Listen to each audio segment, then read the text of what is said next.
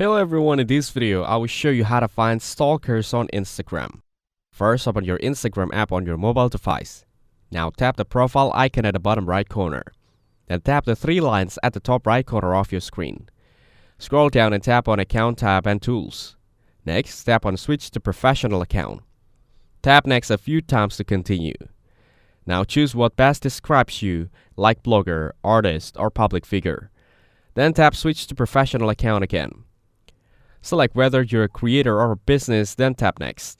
Tap Continue to finish setting up your professional account. Once your account is switched, go back to your profile. Tap the three lines again at the top right corner. This time tap on Archive. Click on any story you've posted. Tap on Highlight and give it a name. Then tap Add to save it. Now go back to your profile and open the new highlight. Tap on it and check Insights. From here, you can see who viewed your story. These views might give you a hint about who checks your profile often.